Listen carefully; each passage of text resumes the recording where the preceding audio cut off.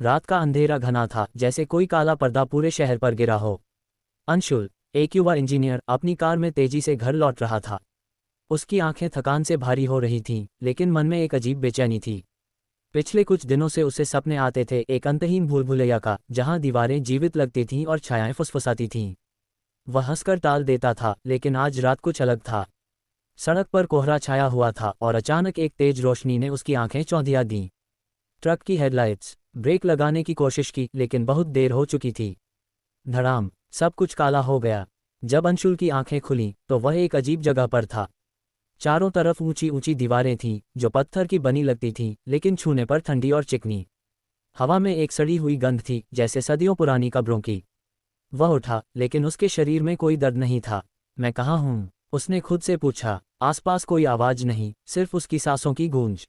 वह चलने लगा, लेकिन हर मोड़ पर वही दीवारें। यह एक भूल भुलैया थी, एक विशाल अंतहीन मी गोंग।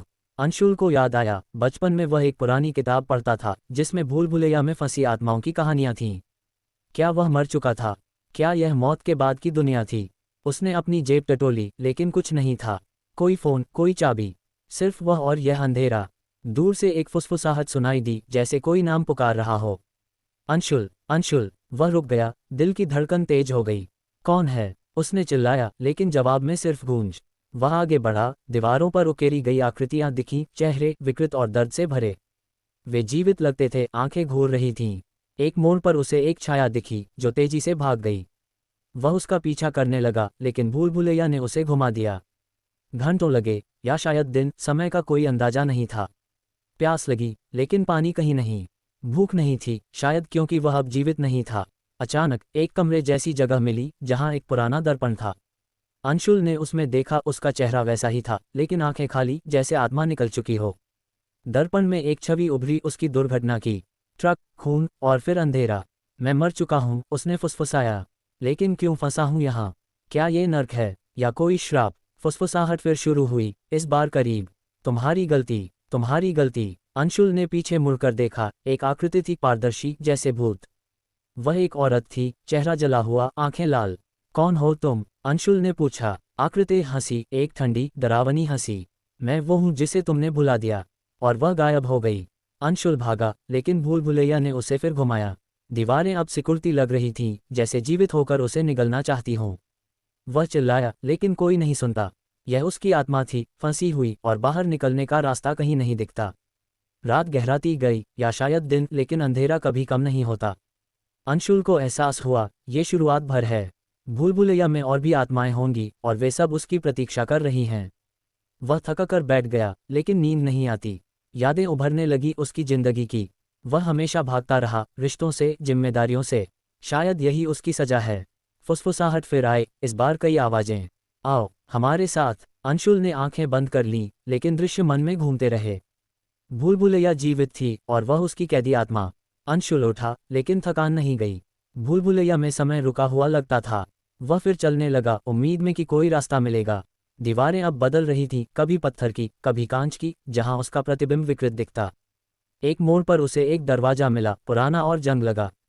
उसने धक्का दिया, और वह खुल गया। अंदर एक कमरा था, जहां मोमबत्तियां जल रही थीं, लेकिन हवा नहीं थी। बीच में एक मेज, और उस पर एक किताब। किताब पुरानी थी, पन्ने पीले। अंशुल ने खोला, और शब्द उभरे, भूल भुलैया की आत्माएं, वे जो भूल गईं, वे फंस गईं। पन्नों पर कहानियां थीं, लोगों की, जो मरकर यहाँ आए, अपनी गलतियों की सजा भुगतते। एक कहानी एक आदमी की थी, जिसने अपनी पत्नी को धोखा दिया, और अब हमेशा उसकी छाया का पीछा करता। अंशुल को अपनी जिंदगी याद आई, उसकी प्रेमिका रिया, जिसे उसने छोड़ दिया था, करियर के लिए। क्या वह भी यहाँ है? किताब बंद होते ही कमरे में अंधेरा छा गया। एक हंसी गूंजी, और छायाएं दीवारों से उतर आईं। वे नाच रही थीं, विकृत आकृतियां बनातीं। एक छाया ने अंशुल को छुआ, और ठंडक उसके शरीर में समा गई। तुम्हारी बारी, छाया बोली। अंशुल भागा, लेकिन दरवाजा बंद हो चुका था। छायाएं घेर रही थीं, फुसफुसाती, उसके पापों की याद दिलातीं। तुमने चोरी की, झूठ बोला, धोखा दिया। अंशुल ने आंखें बंद कीं, और जब खोलीं, तो कमरा गायब था। वह फिर भूल भुलैया में था, लेकिन अब दीवारों पर खून के धब्बे थे, ताज़ा। दूर से चीख सुनाई दी, जैसे कोई दर्द में हो। वह उस दिशा में गया, और एक खुली जगह मिली, जहां कई आत्माएं थीं, पारदर्शी, टूटे हुए। वे एक दूसरे को घूर रही थीं, लेकिन कोई बोल नहीं रहा। बीच में एक बूढ़ा आदमी बैठा था, आंखें बंद। यह क्या जगह है? अंशुल ने पूछा। बूढ़े ने आंखें खोलीं, वे सफ़ेद थीं। ये भूल भुलैया है जहां आत्माएं अपनी यादों में फंसती हैं। बाहर निकलने के लिए सच्चाई सामना करो। अंशुल ने पूछा, कैसे? बूढ़ा हंसा, प्रेतों से लड़ो जो तुम्हारे पाप हैं। और वह गायब हो गया। आत्माएं अब अंशुल की तरफ मुड़ीं, उनकी आंखें जल रही थीं। एक ने हमला किया, नाखून जैसे पंजे से। अंशुल ने बचाया, लेकिन दर्द असली था। वह भागा, भूल भुलैया के मोड़ों में। छायाएं पीछे थीं, हंसतीं। एक मोड़ पर उसे रिया का चेहरा दिखा, दीवार पर उकेरा। तुमने मुझे छोड़ा, वह बोली।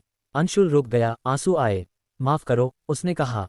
लेकिन चेहरा विकृत हो गया और एक प्रेत निकला। प्रेत ने उसे घेरा, यादें दिखाईं, उनके प्यार की, धोखे की। अंशुल ने लड़ाई की, लेकिन कैसे?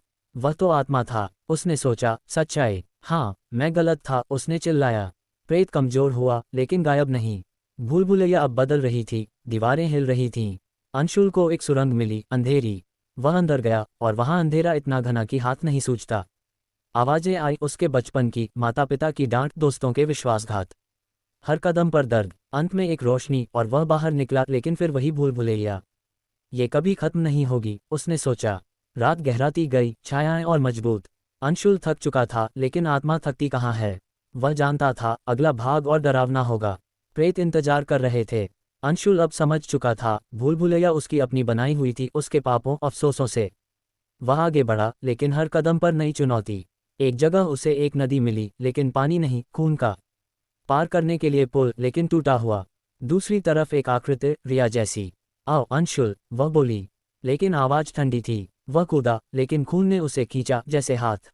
वह चिल्लाया, और किसी तरह पार पहुंचा। आकृति अब बदल गई, एक डरावना प्रेत, दांत निकले हुए। तुम्हारी यादें मेरी हैं, वह गरजा। लड़ाई शुरू हुई। अंशुल ने अपनी इच्छाशक्ति से लड़ाई की, यादों को याद किया, अच्छी यादें। प्रेत कमजोर हुआ और गायब। लेकिन थकान बढ़ गई। आगे एक जंगल जैसा हिस्सा, दीवारें पेड़ों की। पत्तियां फुसफुसाती, मर जाओ, रहो यहाँ। एक पेड़ के नीचे एक बच्चा बैठा था, रोता हुआ। अंशुल ने पहचाना, वह खुद था, बचपन का। क्यों रो रहे हो? उसने पूछा। बच्चा बोला, तुमने मुझे भुला दिया। अंशुल को याद आया, बचपन की गलतियां, चोरी, झूठ। बच्चा प्रेत बन गया, हमला किया। अंशुल ने माफी मांगी, और वह गायब। लेकिन हर माफी के साथ वह कमजोर होता जा रहा था। दूर से एक बड़ा द्वार दिखा, सोने का। लेकिन पहरेदार, दर्जनों प्रेत। वे सब उसके जीवन के लोग थे, दोस्त, परिवार, जिन्हें उसने दुख दिया। तुम यहाँ से नहीं निकलोगे, वे बोले। अंशुल ने लड़ाई की, लेकिन वे ज्यादा थे। एक एक करके उसने सामना किया, सच्चाई से। माँ को कहा, मैंने तुम्हें अकेला छोड़ा।